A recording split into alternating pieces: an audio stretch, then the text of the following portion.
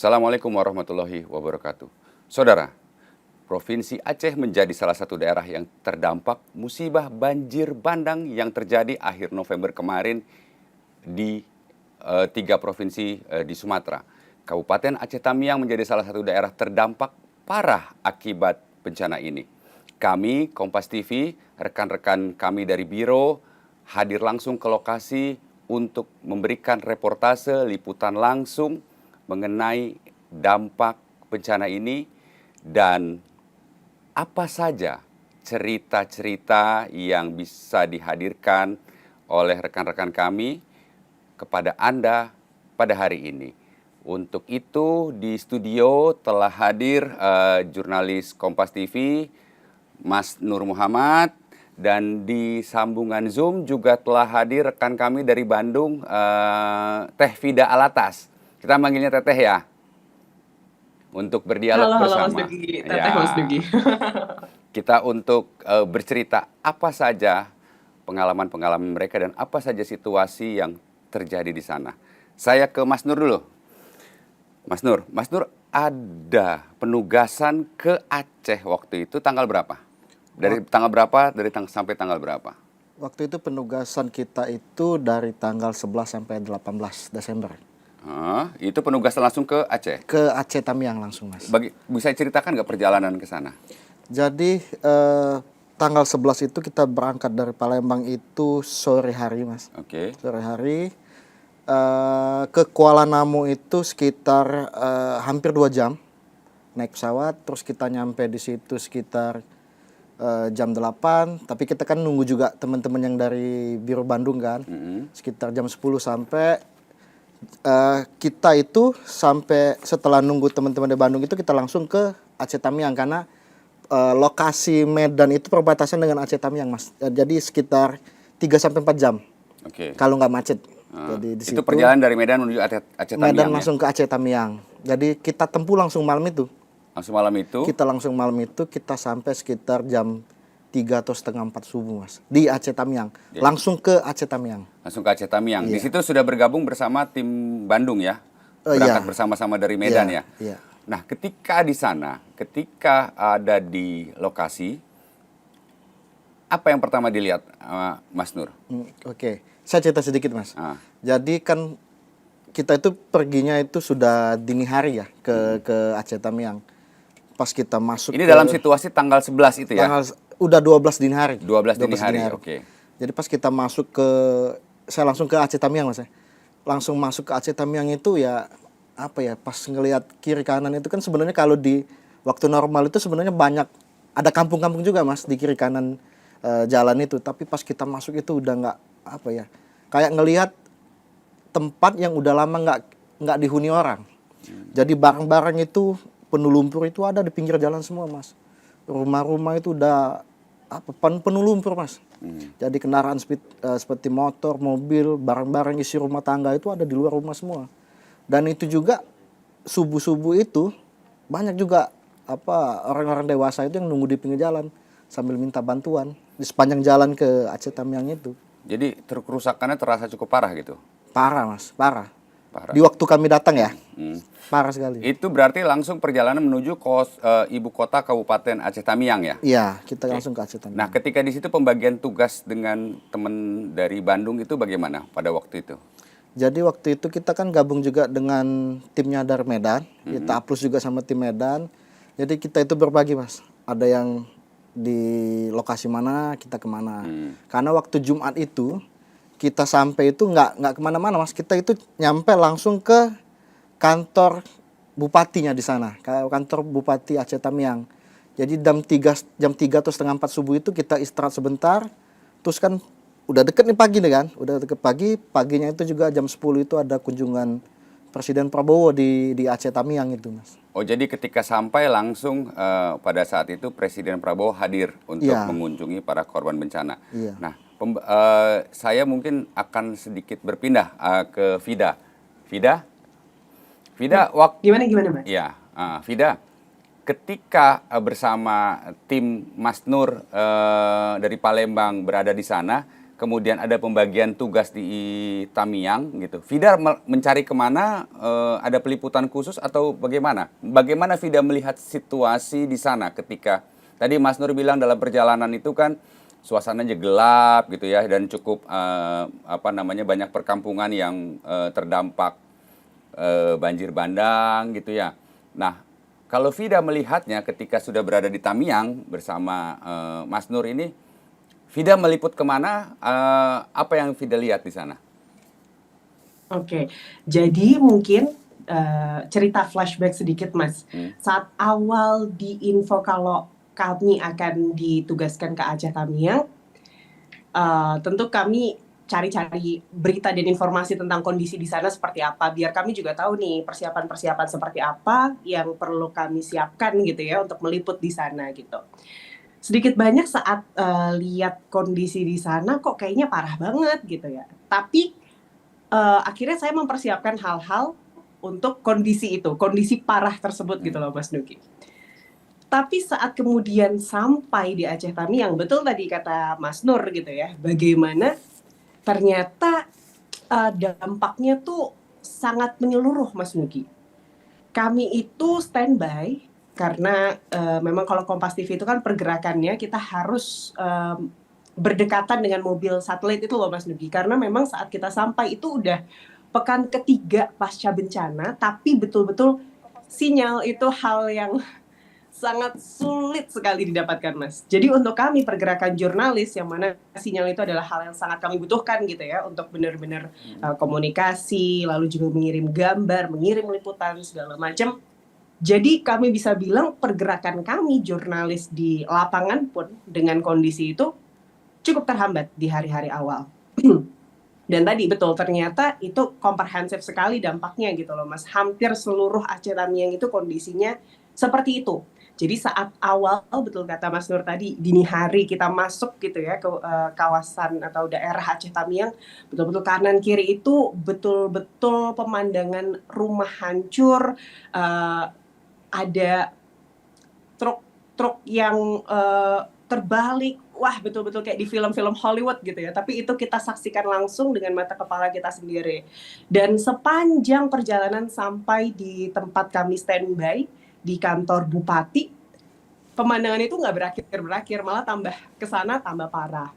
Di hari pertama Mas Nugi, saya juga sempat ditugaskan untuk memantau kondisi di tempat yang viral ya, kita bisa bilang tempat yang viral di Aceh Tamiang. Itu di kompleks pesantren itu ya, yang kompleks pesantren Darul Mukhlisin ya?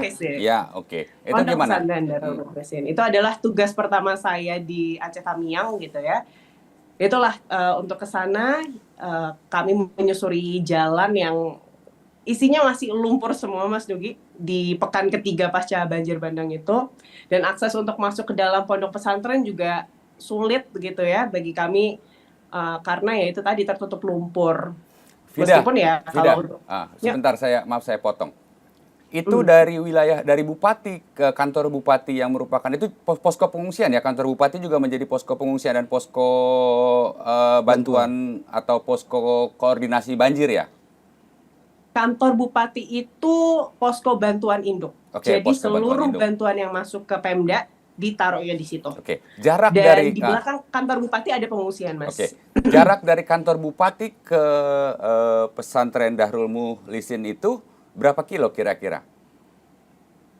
Saya nggak betul-betul paham kilonya, tapi kalau untuk waktu tempuh kurang lebih 15 menit. Oh, tidak terlalu jauh berarti ya? Tidak terlalu jauh. Oke, tapi tadi Vida sempat cerita mengenai kendala lumpur yang ada di sana. Setebal apa sih atau seberat apa sih medan yang Vida tempuh untuk bisa mencapai daerah yang waktu tempuhnya hanya 15 menit itu? Jadi Mas, untuk jalan utama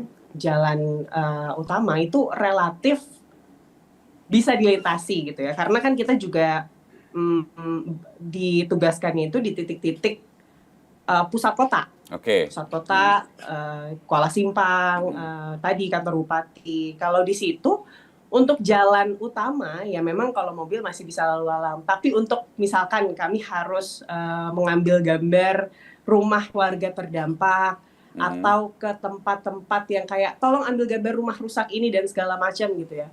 Itu lumpurnya memang masih belum bisa, karena masih belum bisa dibersihkan Mas. Jadi slippery banget lah, sangat licin, nggak bisa pakai sendal, harus betul-betul kita kalau mau beraktivitas itu pakai boots gitu loh Mas. Nah, Gitu. oke. Nah, yang menarik itu kan ketika Vida ada di kompleks Darul Mukhlisin itu. Nah, bisa cerita nggak tuh di posisi pondok pesantren Darul Mukhlisin yang viral itu? Apa yang Vida lihat dan Vida rasakan langsung di sana? Begitu kami sampai Mas, 5 hektar gelondongan kayu itu menyambut mata kami gitu loh Mas. Betul-betul saat datang, saya nggak berpikir kalau akan seluas itu ya. Apa sih namanya gelondongan kayu yang ada di situ.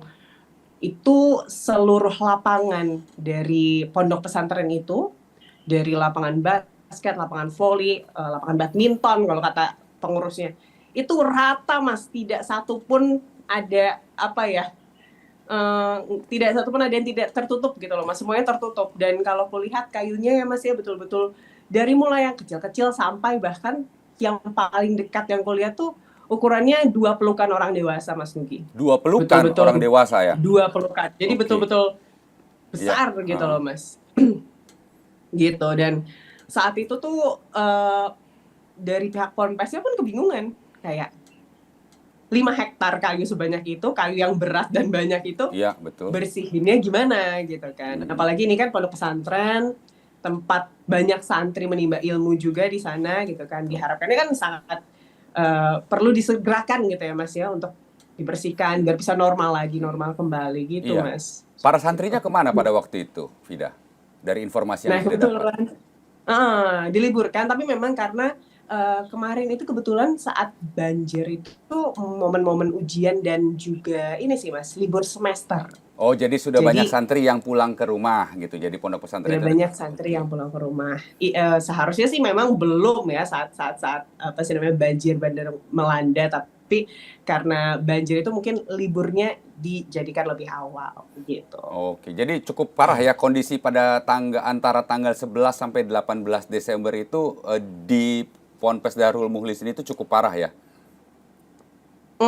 Kalau dibilang cukup parah ya bisa dibilang cukup parah ya Mas ya. Tapi lebih ke kalau Ponpes Darul Mukhlisin itu sebenarnya lebih ke aktivitas Ponpes itu betul-betul lumpuh karena tutupan kayu tadi. Tapi kalau dibilang parah sebetulnya Mas, jauh lebih parah pemukiman warga dan warga-warga yang terdampak gitu loh Mas. Kalau kita berbicara masalah itu mungkin ceritanya bisa sampai nggak tahu berapa, karena Mas Nugi bayangkan Mas, dari data ada hampir 300.000 Mas warga terdampak, rumah rusak itu sampai hari terakhir sebelum kami kembali ke Bandung gitu ya, dibebas tugaskan istilahnya ya dari peliputan Aceh Tamiang. Rumah rusak itu didata dan akan selalu bertambah kan. Di hari terakhir aja 28.800 rumah rusak. Jadi mungkin dari data tersebut Mas Nugi bisa bayangkan ya betapa luasnya kerusakan dan warga yang harus terdampak dari banjir bandang itu gitu Mas. Vida, sebetulnya saya ingin panjang lebar ke Anda, tapi kita kembali ke Mas Nur dulu ya. Mas Nur di sini punya wilayah peliputan yang berbeda.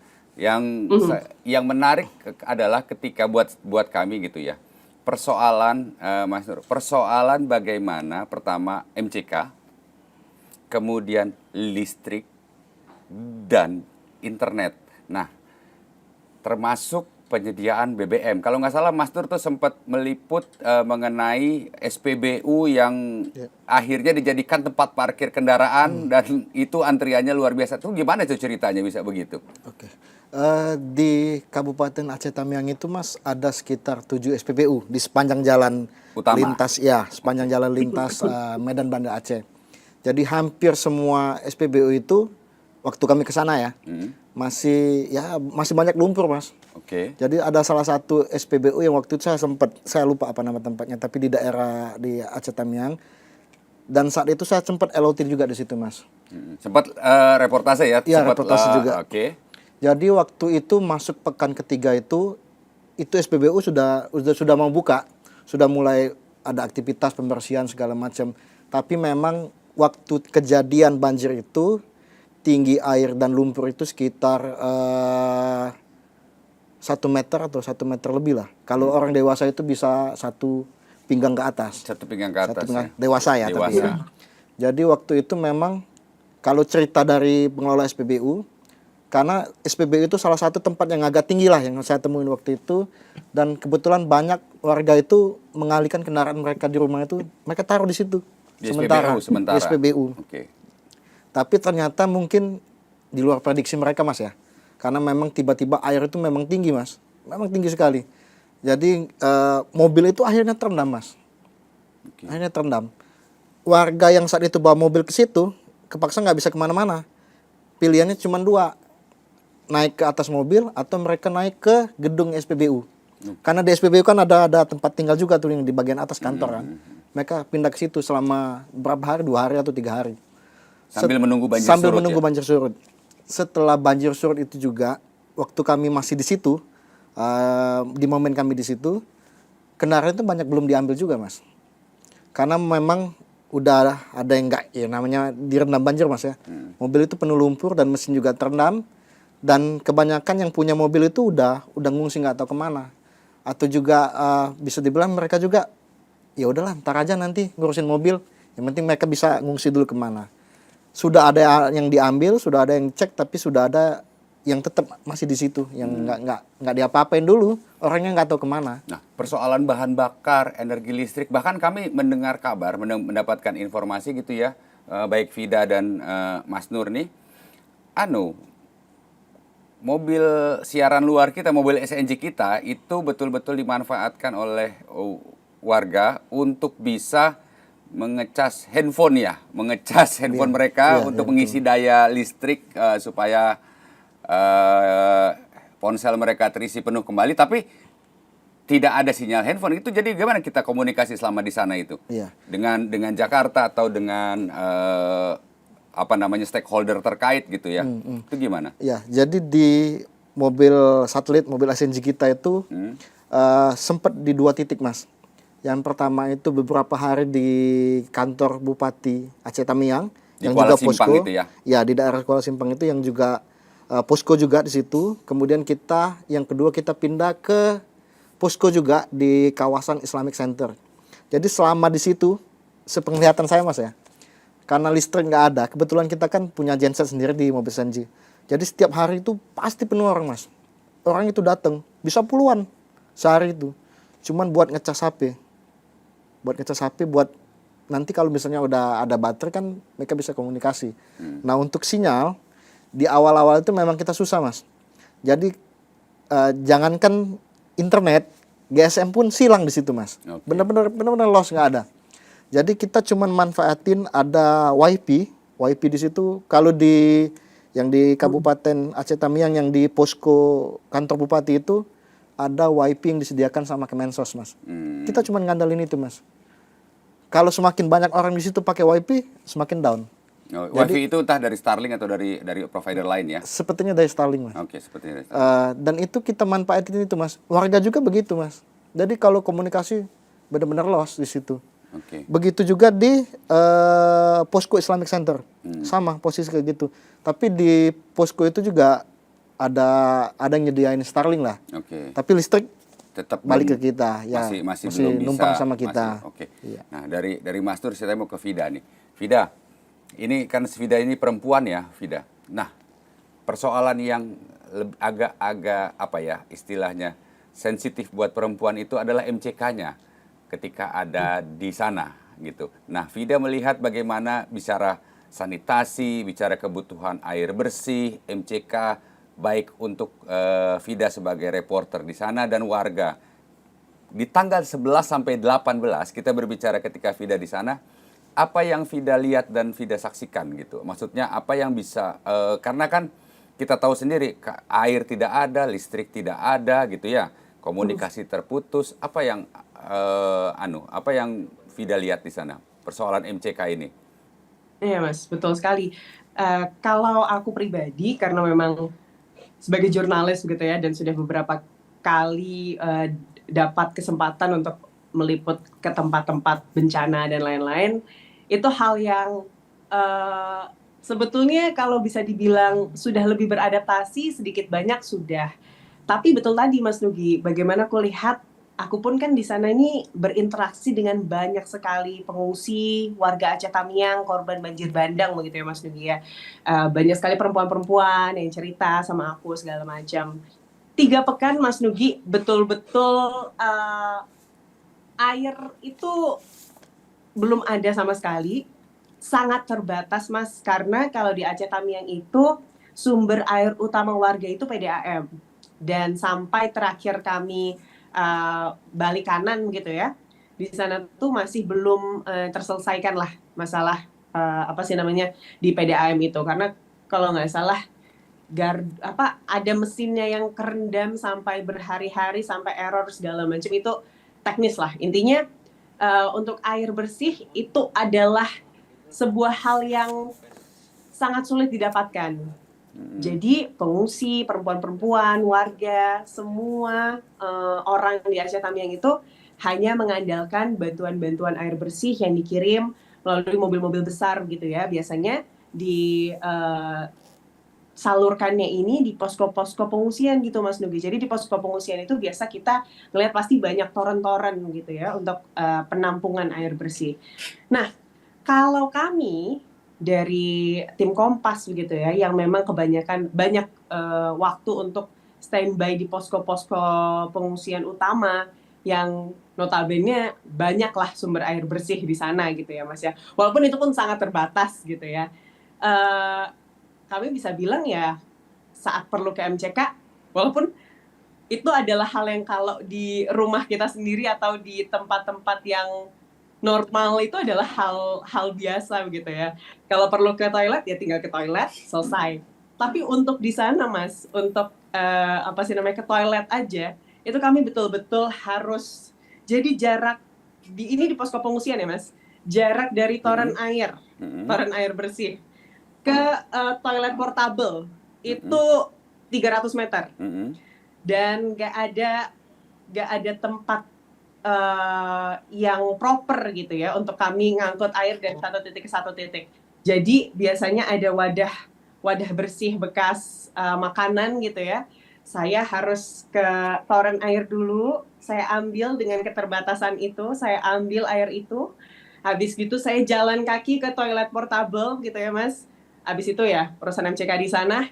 Jadi itu adalah hal basic aja, itu untuk menggambarkan Mas Nugi bagaimana hal basic aja sulit gitu loh untuk Warga di sana juga kita lakukan iya. di kondisi tersebut.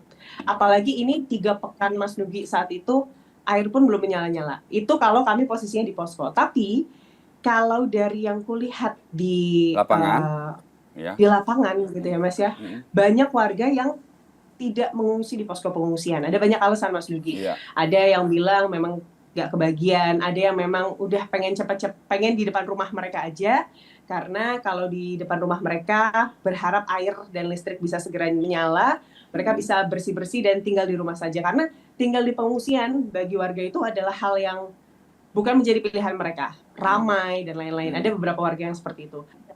Dan dengan mereka memilih untuk di pinggir jalan gitu ya Mas, ya kondisinya jauh lebih sulit gitu untuk masalah per MCK-an dan lain-lain. Bahkan beberapa perempuan-perempuan di sana bilang kalau ya kalau untuk cuci tangan dan lain-lain kadang kita pakai air parit Kak. Gitu. Jadi ya itulah Mas, begitulah kondisinya kurang lebih di sana kalau terkait MCK. Nah, dari MCK saya akan kembali ke Mas Nur. Mas Nur, tadi kita bicara MCK, sekarang kita bicara logistik makanan yang ada di sana. Dari liputan Mas Nur, bagaimana persoalan logistik yang ada di sana dan apa yang dialami sendiri? Kan Mas Nur kan di wilayah Kuala Simpang dan kemudian sempat keluar kota juga ya, gitu. Itu apakah ada perbedaan? Apakah bantuan itu cukup banyak datang? Artinya kalau kita bicara ada tim dari BNPB, kemudian dari TNI, dari Polri itu dan relawan-relawan lain itu persoalan logistik kebantuan makanan ini cukup nggak? Atau situasinya seperti apa? Apa yang digambarkan bisa digambarkan ke kita? Kalau untuk logistik khususnya sembako Mas ya. Jadi pas kita nyampe itu Logistik itu banyak mas, Itu yang ada di dia- posko. Oke, dari tanggal 11 sampai tanggal 18 itu ya. 11 sampai 18 banyak. Jadi setiap hari itu hampir selalu setiap jam itu pasti ada yang datang mas. Kendaraan-kendaraan besar yang bawa sembako segala macam lah, bawa entah itu bawa air mineral atau bawa mie instan segala macam, itu pasti ada mas setiap hari. Tapi memang di beberapa hari setelah di situ kita pernah sempat juga ketemu, Mbak Vita juga ketemu. Jadi ada banyak juga lah puluhan orang juga yang datang ke situ. Mereka itu mengeluh mas sama Wakil Bupati Aceh Tamiang. Mereka tuh sampai saat itu belum dapat sembako. Dalam konteks tanggal 11 sampai 18 11 sampai Desember 18 Oke, ya. Oke. Jadi kampung itu memang belum dapat sembako sama sekali. Jadi mereka datang ke posko itu mau minta, kami mau gimana? Oh, oke. Bisa dibilang aksi lah, tapi Oke. bukan demo ya, tapi Iya, iya. aksi mereka, kami ini belum dapat sembako loh. Terus kami mau minta kemana? Hmm. Makanya saya sempat juga cerita sama warga-warga yang ketemu di posko ataupun di luar posko itu. Selama waktu kami di sana itu, kalau mau ngambil sembako seperti apa sih, Pak, Bu? Mekanismenya. Mekanismenya. Jadi mereka itu dijatain sembako itu sekitar 2 hari atau 3 hari baru bisa ngambil lagi.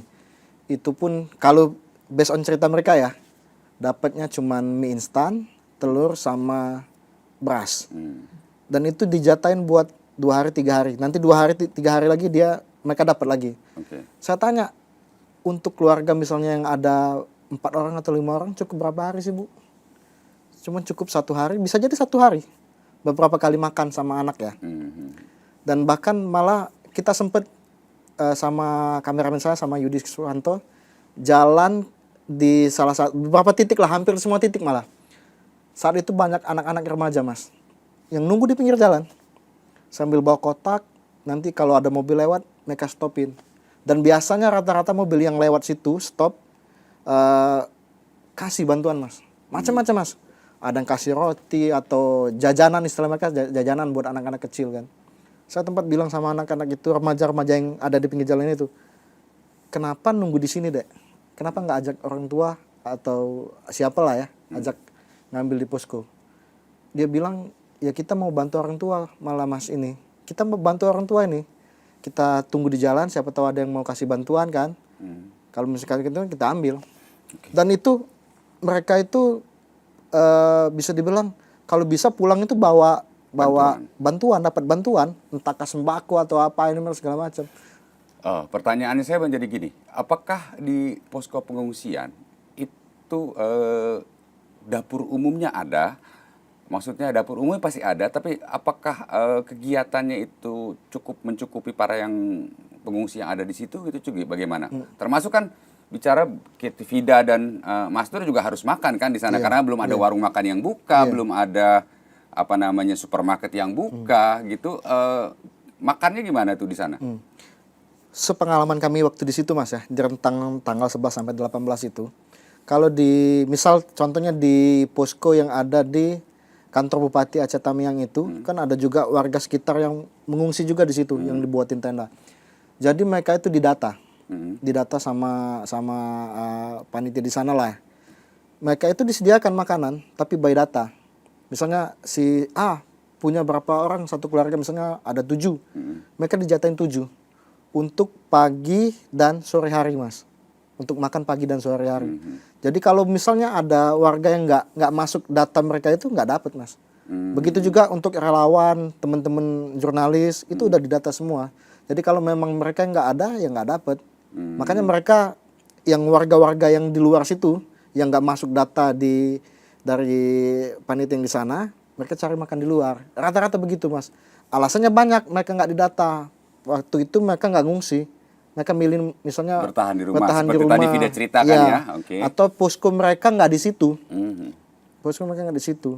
Sama seperti yang di posko Islamic Center itu, yang ada 1000-an lebih di situ, udah disediakan makanan di posko itu. Sebenarnya aman mas. Tapi bagi mereka yang nggak ada di data, itu yang sulit. Mereka misalnya yang dari kampung mana nggak terdata di situ, ya terpaksa mereka nggak dapet. Nggak bisa ngambil di situ. Menunggu juga bantuan dari orang lain. Ya. Iya. Apa kalau Vida melihatnya dari sisi peliputan yang lain kan sempat istilahnya berpencar melakukan itu gimana Vida? Persoalan logistik, persoalan dapur umum, persoalan makan yang Vida lihat dari hasil liputan atau pengamatan di sana pada peristiwa antara tanggal 11 sampai tanggal 18 Desember itu. Oke, jadi kayaknya ini juga perlu diinformasikan, Mas. Kami itu tim Palembang dan Bandung bisa dibilang memang pergerakan kami itu terbatas, Mas. Istilahnya Aceh Tamiang mungkin seluas ini, tapi kami itu mobilisasi kami itu hanya seputar di pusat kota. Oh, di Kuala Kami Simpang nggak ya? bisa benar-benar. Betul, karena tadi Mas, kita mengandalkan satelit. Kita harus berada di titik yang aman, sinyal dan lain-lain untuk komunikasi, pengiriman gambar dan segala macam. Kami nggak bisa ambil resiko. Jadi kalau Mas Nugi nanya bagaimana di Aceh Tamiang secara bantuan logistik segala macam, kami tidak bisa benar-benar mewakilkan. Mewakilkan untuk melihat secara komprehensif gitu, Mas. Tapi paling tidak di pusat-pusat kota ini begitu ya, Mas ya. Sampai hari terakhir kami di sana, itu masih ada 3 kawasan di Aceh Tamiang yang masih sulit gitu loh, masih terisolasi lah istilahnya. Jadi untuk benar-benar kebutuhan-kebutuhan dasar para warga di sana tuh masih sulit bahkan untuk makan dan air dan segala macam. Tapi gini Mas, kalau kita cerita di pusat kota tempat kita standby gitu ya, di sana itu untuk masalah makanan dan lain-lain. Tadi posko dan dapur umum ada, tapi kalau kami tadi sebutkan datanya begitu ya, yang terdampak sebegitu banyaknya, dapur umum meskipun banyak relawan, ada beberapa dapur umum, tentunya tidak bisa mengcover semuanya, Mas. Betul. Jadi kalau Mas Nugi mungkin atau siapapun ada di sana saat itu, pemandangan warga mulai dari kakek-kakek, anak muda, anak-anak kecil gitu ya, di pinggir jalan, sepanjang jalan lintas Banda Aceh Medan, itu pemandangan mereka di pinggir jalan bawa-bawa kardus untuk bantuan gitu ya, karena ya itu satu-satunya cara mereka untuk memenuhi kebutuhan sehari-hari mereka, Mas. Motor gak ada, mobil hancur semua gitu ya. Bahkan saya sama kameramen saya Kang Nandar tuh Mas pernah liputan satu rumah di mana di situ sudah mulai mencoba membersihkan rumah mereka dengan cara menampung air hujan, Mas Nugi, karena memang belum ada air bersih. Jadi kalau mau butuh air untuk membersihkan mereka, karena 3 hari sebelumnya Aceh Tamiang hujan terus, mereka tampung. Nah, kami pengen lihat gitu loh bagaimana warga mulai membersihkan rumah mereka. Dengan cara itu kami liput. Di situ betul-betul mereka ya itu tadi mengandalkan bantuan. Jadi yang punya rumah itu punya anak laki-laki 2, Mas Nugi. Dua-duanya laki-laki. Dan akhirnya 2 anak laki-laki itu setiap harinya, pokoknya dari mulai pagi sampai sore, itu mereka keliling pakai sepeda. Mungkin kelasnya kelas 4 dan kelas 3 gitu ya. Keliling pakai sepeda, cari-cari bantuan, cari-cari makanan, mau itu ke posko, mau itu di pinggir jalan. Biasanya kan banyak relawan-relawan yang membagikan bantuan di pinggir jalan. Itu nanti mereka kayak kalau dapat langsung ke rumah dengan menggunakan sepeda itu, lalu kasih ke mamanya, mama dapat makanan, alhamdulillah nak, gini-gini. Terus kalau nggak dapat ya, mah nggak dapat makanan, karena tadi sepeda motor nggak ada segala macam. Jadi mengandalkan anak mereka dan sepeda kecil mereka untuk dapat makanan dan bantuan gitu mungkin Mas Nugi kurang lebih. Nah ini ada saya ingin bertanya ke Vida dan Mas Nur ya. Mungkin kan liputannya sempat ada mencari berbagai liputan yang berbeda. Tapi saya ingin melihat bertanya begini kira-kira. Cuaca di sana ya Vida ya, itu apakah bisa diprediksi misalnya seharian panas atau misalnya pagi hari hujan atau apa? Karena apa? Karena kita berpikir begini. Proses pembersihan sisa musibah banjir bandang ini membutuhkan waktu, dan kalau apalagi dilihat di lokasi pondok pesantren itu kayu-kayu atau lok-lok itu begitu besar, begitu banyak, itu proses pembersihannya itu tidak mudah. Nah, bagaimana yang Vida lihat di sana proses pembersihan lumpur, pembersihan itu memang apa kendalanya atau memang jumlahnya memang kurang atau bagaimana? jumlah yang ikut serta di sana, atau memang warganya memang sudah tidak cukup kuat untuk bisa membersihkan rumahnya yang tertimbun lumpur gitu, atau bagaimana yang Vida lihat di sana? Membersihkan lumpur itu perlu alat, Mas. Oke. Sedangkan di sana sapu, sikat, atau serokan air mereka nggak punya. Oke. Pertama-tama itu karena rumah mereka banyak sekali yang betul-betul rata, tinggal fondasinya aja dan segala macam. Otomatis kan nggak ada gitu ya. Ataupun yang rumahnya masih utuh ya barang-barangnya entah udah hanyut kemana gitu loh, Mas. Karena tadi kalau warga bilang mereka tidak memprediksi kalau banjir bandangnya akan separah ini. Mereka pikir nggak sebegitunya, jadi mereka tidak sewaspada itu untuk menyelamatkan harta benda atau mungkin mengunci rumah dan segala macam. Pertama itu perlu alat, kedua perlu air, Mas. Air di sana sama sekali tidak ada. Kalau cuaca itu hujan-hujan nanggung ya, Mas Mamat ya, bisa dibilang seperti itu ya. Kadang hujan tapi tidak cukup besar untuk bisa betul-betul ditampung airnya, jadi sumber air, nggak juga, Mas. Jadi betul-betul hujan-hujan yang selewat, sebentar, nanti panas lagi, seperti itulah. Jadi kalau maksud Mas Nugi adalah apakah bisa mengandalkan air hujan untuk kebutuhan air paling tidak untuk membersihkan rumah? Kalau saya bisa bilang sih tidak, Mas. Tidak bisa. Karena tadi lumpurnya betul-betul, aduh Mas, sejauh mata memandang lumpur. Dan yang jadi masalah juga, Mas, lumpur itu saat hujan becek, kotor, dan saat kering, Mas, jadi debu. Jadi kalau kita beraktivitas di sana, Mas, kami jurnalis, Bang Mamat, Mas Yudi, saya, Kang Nandar, warga, itu rasanya tenggorokan perih sekali, Mas. Akibat dari lumpur yang sudah mengering. Jadi ya itu tadi, warga tuh masih belum bisa membersihkan rumah karena tidak ada alat, tidak ada air, dan kondisi lumpurnya itu tebal dan menyeluruh, Mas Nugi. Betul-betul parah. Nah, karena kalau Mas Nur gimana melihatnya dari sempat split liputan itu? Iya. Jadi saya waktu itu sama kameramen saya Yudi, kita pernah ke Desa Dalam namanya, Mas. Desa Dalam. Desa itu Dalam. Cukup jauh dari Kuala Simpang. Nggak terlalu jauh, sekitar 15 menit 20 menit kalau dari posko segala macam ya. Jadi di desa itu waktu kami masuk itu paginya hujan, siangnya panas tapi. Jadi ketika kita ke situ siang, mereka itu malah masih sibuk bersihin lumpur di rumah. Jadi kalau di situ itu di Desa Dalam itu sekitar 20 sampai 30 cm. Tebal lumpur, Mas. Tebal lumpur, Mas. Jadi mereka itu bingung gini. Kalau kita bersihin sekarang, Mas, kita keluarin dari rumah yang tebalnya 20 sampai 30 cm itu, terus kalau besoknya hujan lagi dia kan balik lagi, Mas. Balik ke dalam rumah. Balik lagi ke dalam. Okay. Ataupun misalnya yang di dalam dibersihin, taruh di luar, yang di luar kan masih menumpuk nih, lumpur di luar masih ada nih, terus mau dikemenain. Alat berat belum bisa masuk belum, situ? Makanya waktu itu saya sempat liputan juga di Desa Dalam itu. Warga itu pengen kalau bisa ada bantuan nih, entahkah dari siapa aja, dari pemerintah, dari laut segala macam, sediain alat berat buat mereka kerok itu semua. Jadi lumpur itu dipindahin kemana gitu. Jadi mereka bisa bersihin.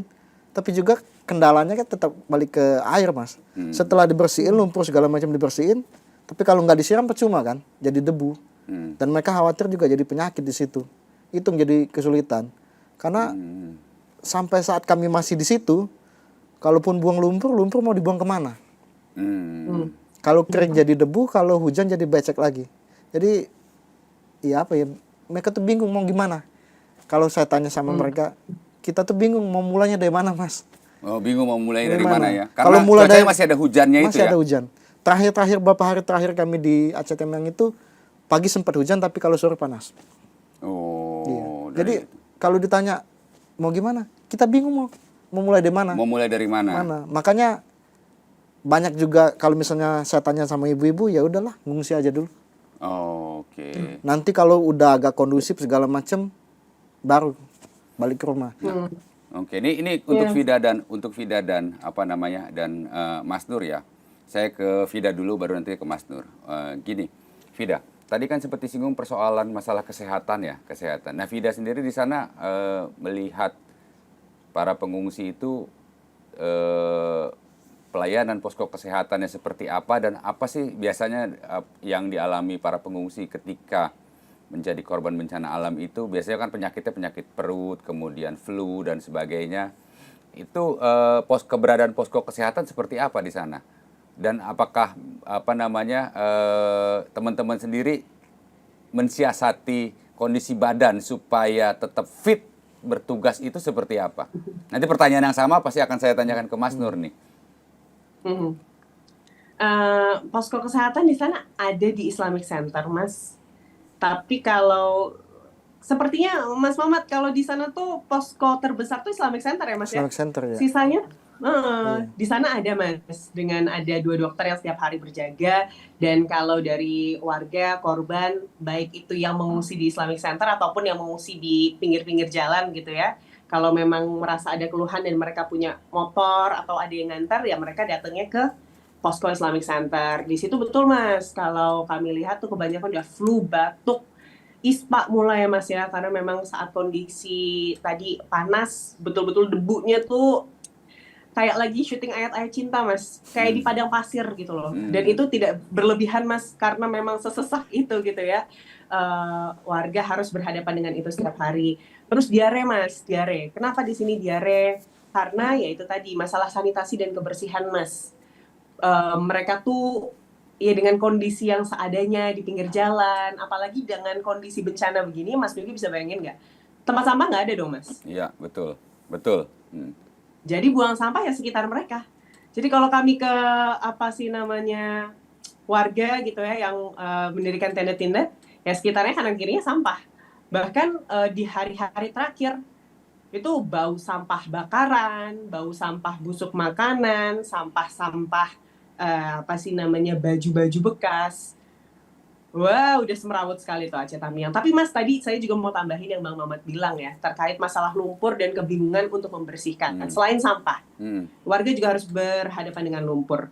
Mungkin Mas Nugi bisa bayangkan ya, itu ada satu masa lumpur, satu entitas gitu ya, yang sebelumnya tidak ada di Aceh Tamiang, terbawa dari disebutnya sama warga tsunami gunung, Mas Nugi. Tsunami gunung ada begitu banyak, entah berapa kubik begitu ya, lumpur yang tadinya nggak ada di sini, tapi dibawa dan sekarang ada di sini. Nah, untuk ngebuangnya ini kemana, mereka bingung kan? Karena ya datarannya tertutup lumpur gitu loh, besar sekali. Jadi kayak saat dibersihkan tadi ditaruh pinggir jalan, ya tetap jadi masalah. Karena saat hujan ya kembali lagi, saat kering ya jadi padang pasir, gunung Sahara gitu ya istilahnya. Seperti itu, Mas. Ya solusinya mungkin ya memang harus ada truk besar, mobil besar gitu ya. Saat warga juga harus membersihkannya serempak begitu ya, Mas ya. Semuanya serempak, ditaruh dan dibuanglah ke tempat yang bukan di Aceh Tamiang lagi. Karena itu sebelumnya tidak ada di Aceh Tamiang, Mas. Dan sekarang Aceh Tamiang kondisinya tertutup seperti itu, Mas. Gitu. Ya, kalau Mas Nur gimana melihat kondisi kesehatan yang terjadi dan gimana cara menjaga kesehatan? Saya belum tanya dulu sebelum Mas Nur. Tadi Vida belum jawab itu. Menjaga kesehatannya bagaimana di sana? Nggak sakit kan? Ya sekarang suara agak serak ya, Mas ya. Oh iya. Agak serak dan memang mulai berasa saat. Ketika di sana? Di sana, aduh gimana ya? Ada tombol, Mas. Kalau kami jurnalis ada tombol, Mas. Ada tombol ya, kami punya tombol. Ini mode bencana, jadi jangan sakit, jadi harus fit.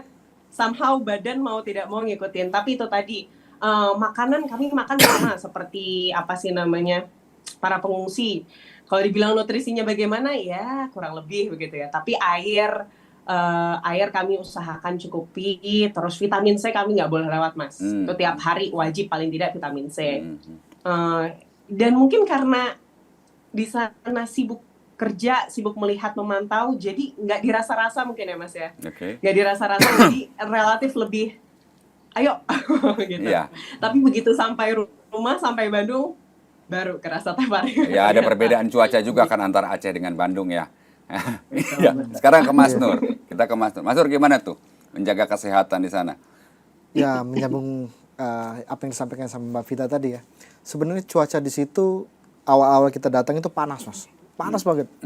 Tapi setelah beberapa hari menjelang kepulangan kita itu di rentang 1 sampai 18 itu pagi hujan, agak adem lah ya. Ya kalau makan sama yang disampaikan sama Mbak Vida, kita nyicipin juga apa yang dimakan sama pengungsi. Terus juga paling kita yang penting jaga minum aja sih Mas di situ. Jaga minum ya. Iya, iya.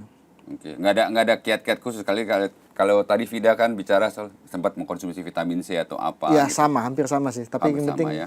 menjaga apa ya, secara di tempat seperti itu kan secara psikologis kita harus tetap ini ya, berpikiran positif biar setiap harinya lebih ya tetap semangat. Oh Tetap iya, semangat. iya. Oke, saya rasa ini ujung perjumpaan kita untuk perbincangan hari ini bersama rekan jurnalis kita Vida Alatas yang ada di Bandung. Terima kasih banyak Vida. Terima kasih sudah berbagi pengalaman, dan yang di sini Mas Ya, Nur terima kasih Mas Nugi. sudah berbagi pengalaman, cerita-cerita yang Ya. ada di lokasi Aceh Tamiang. Semoga para korban bencana musibah banjir bandang ini bisa segera kembali hidup normal, dan semoga semua proses rehabilitasi bisa berlangsung cepat. Saudara, Kompas TV menghadirkan informasi independen terpercaya. Kami hadir untuk mengabarkan reportase langsung dari lokasi bencana, untuk memberikan sajian-sajian khas kami yang independen dan terpercaya agar bisa menjadi referensi dan rujukan Anda menerima informasi.